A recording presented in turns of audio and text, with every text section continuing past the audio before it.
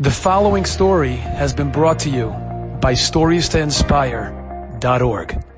So every year I have the great fortune, my favorite weeks of the year, is I get to go to Eretz Yisrael. I get to go to Israel with 200 men. We run a men's trip. I don't know if people in the room that are on the trip. Guys from every background and denomination. No knowledge required. Just 200 guys barreling through Israel. There's nothing like it.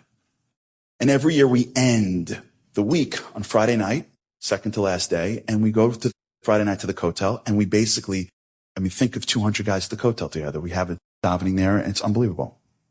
And every year there's a group of people that bring soldiers into the old city for Shabbos, and we time it that when we're done, the soldiers come in and dance with the guys. It's unbelievable. The guys turn around when they're finished praying, and there are 30, 40, 50 soldiers come in, and they embrace them, and they dance with them. It's so awesome.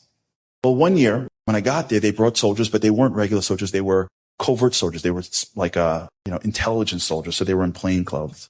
And he's like, I'm like, what's They look like Israelis. I don't know. Every Israel looks like a soldier to me. I don't know the difference. I think my whole family's in the Mossad because they live in Israel. Like, I don't know. I'm American. I want to see like that. The whole point was I want them walking in. I want them seeing green. I want them seeing guns. I don't want them seeing like some guy that's got like a gun in like his shoe. That doesn't do anything for me. So the guy's like, I'm sorry. I'm like, See, he felt bad for me. So he gave me a consolation prize. He goes, listen, in the back of the Kotel is their commander.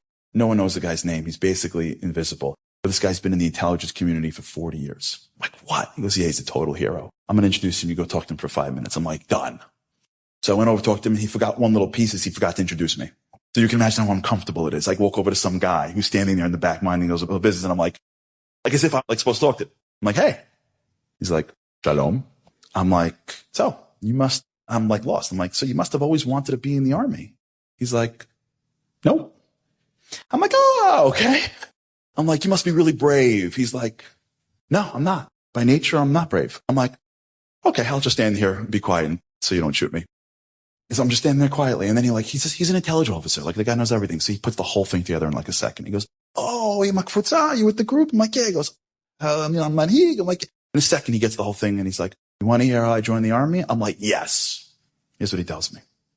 He says, my father fought.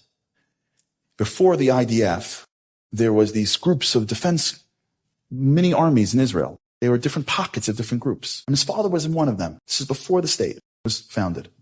And one time they had a mission, and my father was in the mission. My father got shot. But he was scared to go to the hospital because he was scared to expose his group. So instead he came home. And I remember the day like it was yesterday. He goes, my father walked in. It was like pandemonium in my house. My mother was pulling curtains off shelves and trying to stem the bleeding and tying it around him. And my job was to run down the block into an apartment and knock on the door because there was one doctor there who was our secret doctor that when he knocked on the door a couple of times, whatever, he came running and I knocked. The doctor said, I'm coming. He came running and it was just pandemonium in my house. Doctors and my mother and my father. It was horrible. But after a little bit, we stemmed the bleeding and everything looked okay. And they set up like a mini hospital room in our house, in our apartment. He said, one night I was walking by to get to my room. My father calls me in. He says, come here. Go sit down at the edge of the bed. I sit down. He says, he looks at me in a voice like I've never heard. And he says, it's time. I said, Abba, what's it time for? He says, it's time for you to be a man.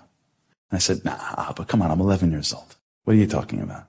And my father said, again, it's time for you to be a man. And I said, Abba, why are you saying that for? And he said it again. It's time for you to be a man. And I said, no. Oh, no, Abba. You can't leave us. Oh, no. We're not ready. Ima needs you. I need you. Everybody. No. Don't do that. Don't do that. I'm 11 years old. I'm not a brave kid. I cannot do this. I cannot do this. My father again slowly said, it's time for you to become a man. I said, Abba, I am not able to be a man. My father got upset at me.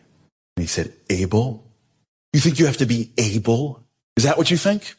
Because my father wasn't a religious man, but he knew every person in our history. Because you think Abraham, you think Abraham, you think Abraham was able when Hashem asked him to bring monotheism into the world?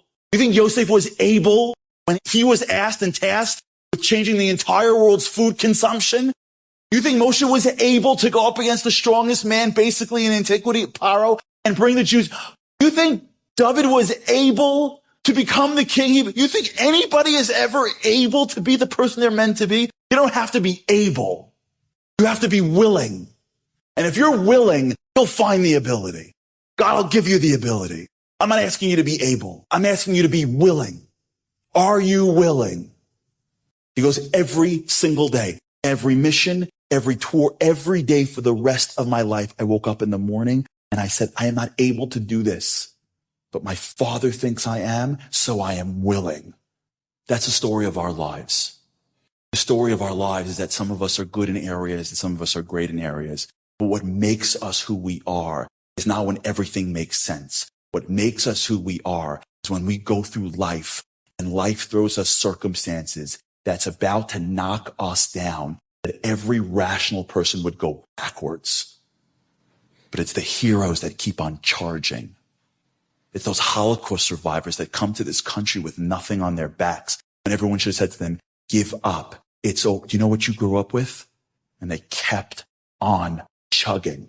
They kept on building and having families. We're sitting in this room because of those heroes' moments. The state of Israel is around today because a bunch of people landed on the shores. We always had people there, but they came back in masses. And you know what the neighbors said to them? When we got back to our homeland, people weren't waiting for us with like gift baskets with like hummus and hashish going like it's about time. Welcome back. They're like, here's the deal, guys. You got 15 minutes. Either you go back to Europe where you're from, or we drive you into the Mediterranean and kill your kids along the way. And a bunch of Jews. And by the way, we're not a very tough people. You know what I'm talking about? We can do things well. We can out-sue anybody.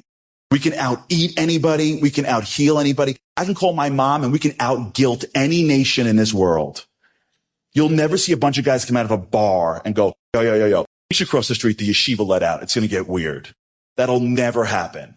We're not tough. And a bunch of Jews said, I don't have an Air Force. I don't have an army. I don't care. We're home and we're never leaving again. You come at us. We're never going to say die. We're never going to say quit. At that moment, that nation, those people became heroes. They deserve a clap, that no question. Enjoyed this story? Come again. Bring a friend. StoriesToInspire.org